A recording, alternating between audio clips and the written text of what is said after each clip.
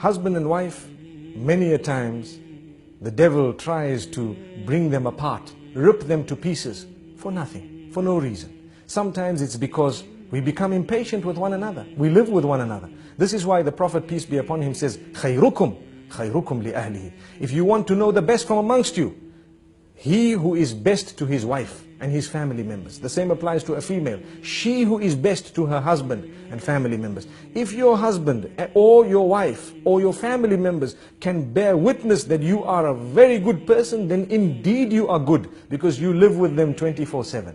What's the point of your neighbors and your workmates and others thinking, wow, what a gorgeous man, what a lovely person he is?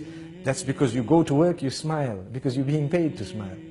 You work so nicely, you're so kind to your bosses and everyone because you're being paid to do that.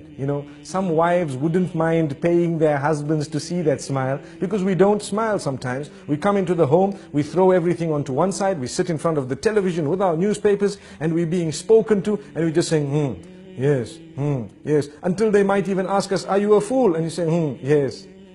This is the type of behavior we have sometimes. We don't even know what they're saying. Yet, someone phones you from work, full concentration on the phone call. What is this?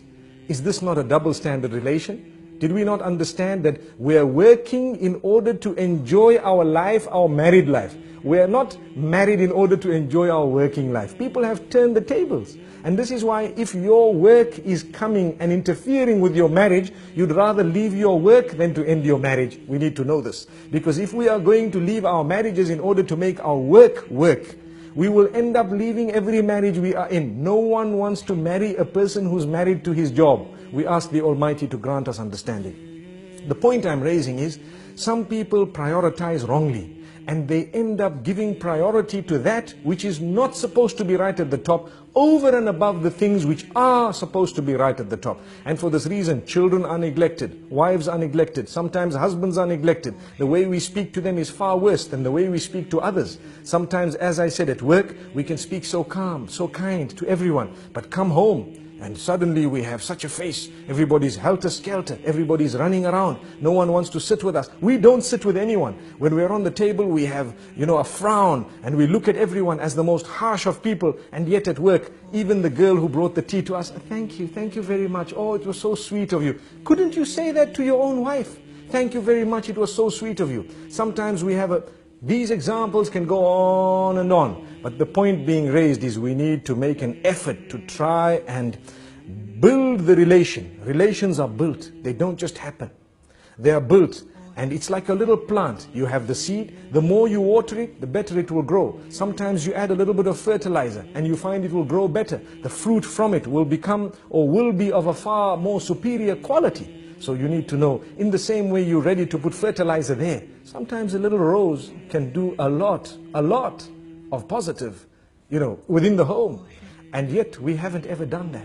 There are people sometimes who will buy chocolates and gifts for others who are not even related to them. And yet for their own family members, they've never even bought a single rose, nor have they bought a little gift, nor have they had a surprise for them. Why?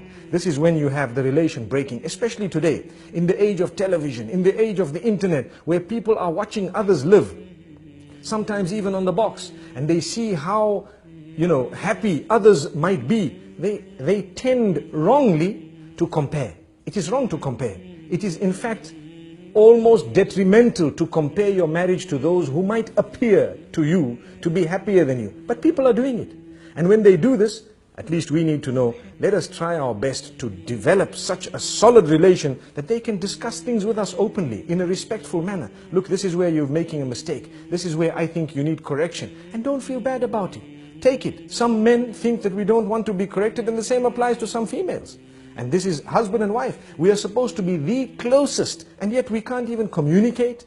If that is the case, we're wrong. We then have husbands who threaten and continue to threaten. What do they say? No, if you tell me this, I'm going to send you home. What type of a relation do we expect there? She has a right to highlight it. And you need to think about it. This is the closest person to you telling you that I think you need attention. And if they are really thinking that, then you probably do need that attention. Or you need to engage them in discussion and convince them why you don't need that. But you don't just dish out commands. I don't even have time. I don't have time to talk to you. I don't have time. Come the weekends, we're sitting with our friends.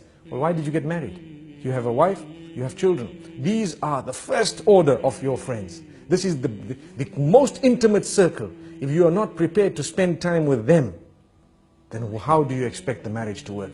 I think we've said quite a bit for today, and this is all food for thought. Obviously, whatever we've said applies to me firstly and then everyone else, and the idea is to conscientize one and all about this beautiful relation between husband and wife.